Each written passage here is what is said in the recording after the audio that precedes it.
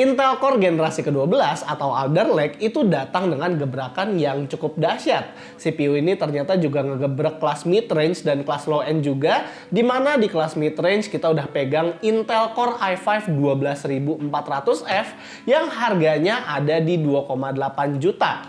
Dan prosesor ini ingin ngelawan Ryzen 5 5600X yang harganya masih di atas 4 juta. Apakah bisa prosesor 2,8 juta head to head sama prosesor 4 jutaan?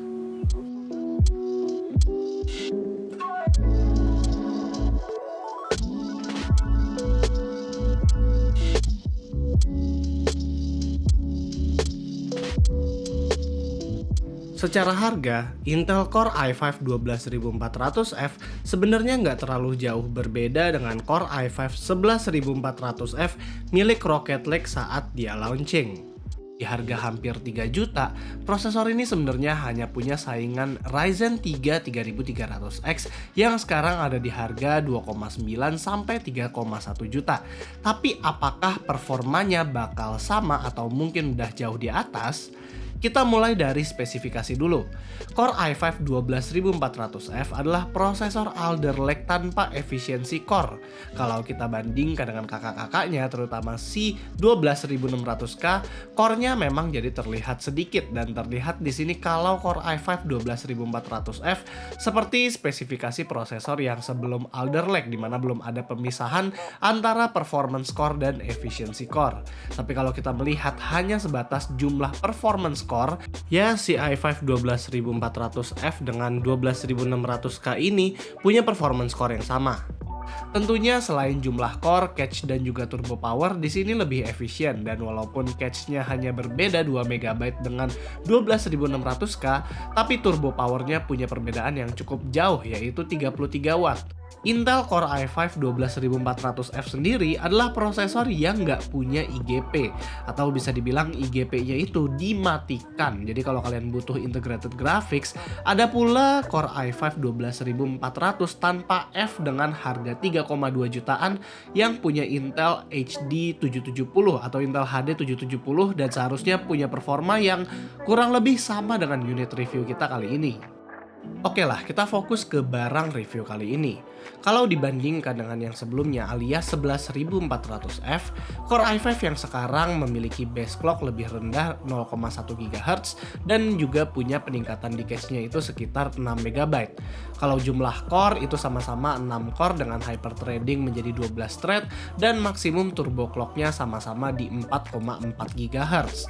Namun walaupun clock speed-nya sama, tapi performa pada masing-masing core-nya itu tentu berbeda. Kalau kita ngomongin soal TDP, di Alder Lake memang udah tidak menggunakan terminologi TDP lagi, namun diubah menjadi base power dan juga turbo power. Dan untuk support, si Core i5 12400F sudah support dengan PCIe Gen 5 dan Gen 4, berikut juga dengan DDR5 support, sementara Rocket Lake hanya support sampai DDR4 dan PCIe Gen 4 aja. Masuk ke paket pembelian, di sini packagingnya si Core i5 12400F kurang lebih sama dengan beberapa 400F yang sebelumnya. Bahkan kita nggak terlalu bisa bedain mana yang Alder Lake atau yang Rocket Lake.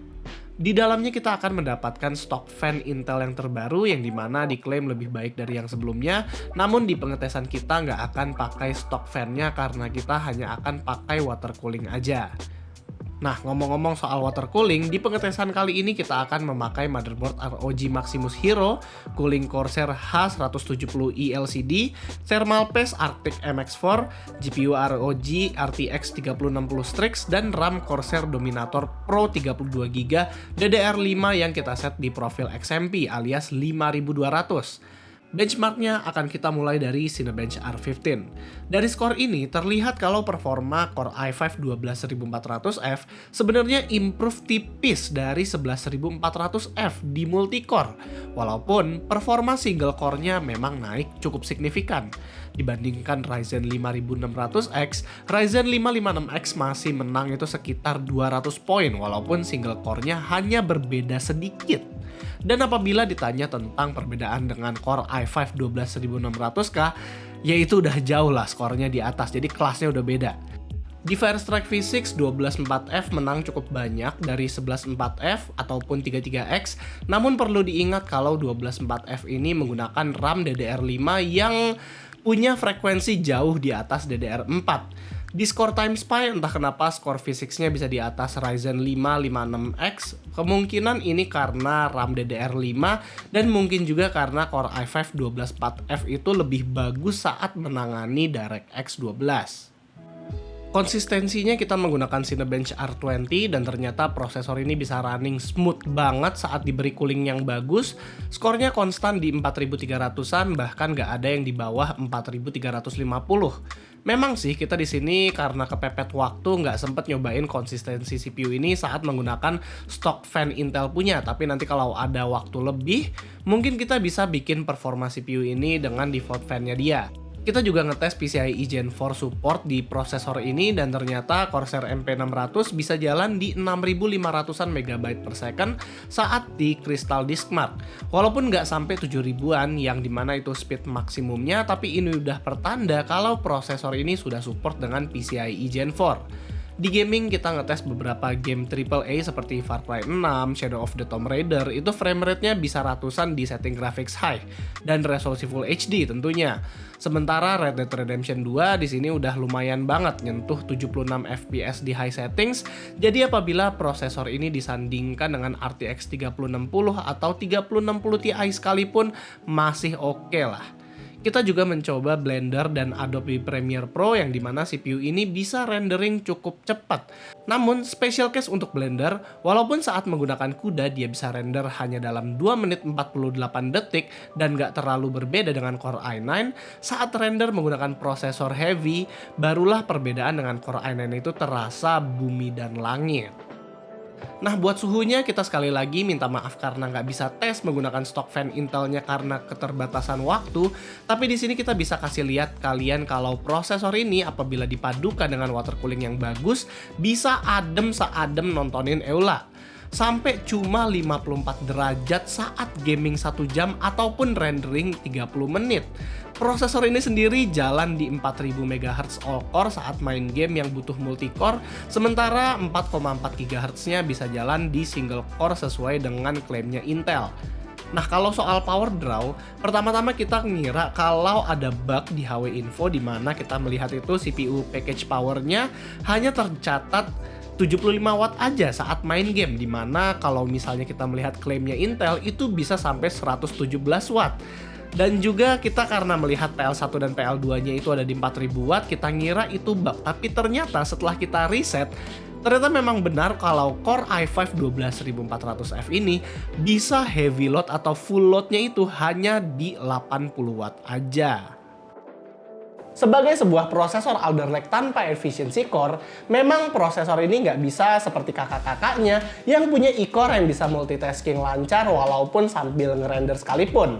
Tapi performa dari 124F ini udah bisa dibilang baik banget di harganya walaupun memang hanya berbeda sedikit dari pendahulunya yaitu 114F. Yang dimana bisa dibilang kalau kalian nggak terlalu peduli dengan DDR5 ataupun PCIe Gen 5, 114F masih bagus kok performanya. 12400F itu sekilas seperti pelipur lara lah buat kita-kita di masa harga GPU yang lagi mahal-mahalnya sekarang. CPU ini juga bakal cocok banget kalau misal mau ditademin sama Mobo Intel sekelas mid-range seperti Mobo chipset B660 ataupun Mobo H610. Core i5 12400F ini juga bakal jadi ancaman serius buat Ryzen 5 5600X yang sama-sama punya 6 core dan 12 thread. Karena apa? Karena Core i5 124F ini punya harga 1,5 juta lebih murah dari Ryzen 5 5600X. Kita tinggal tunggu aja balasan AMD di 6000 series nanti karena ini bakal seru nih. Kalau kalian punya budget lebih dan ingin pengalaman Alder Lake yang lebih full, disarankan untuk ambil aja Core i5 12600K yang sudah ada e-core di harga 4,7 jutaan. Jadi itu aja paling review gue tentang Core i5 12400F ini. Jangan lupa stay tune di channel ini karena nanti kita akan membandingkan prosesor ini dengan Core i3 12100F. Dan itu aja dari gue. Kalau kalian suka dengan videonya, jangan lupa untuk kasih kita like, share, dan subscribe. Di sini gue Rizky. Always stay safe.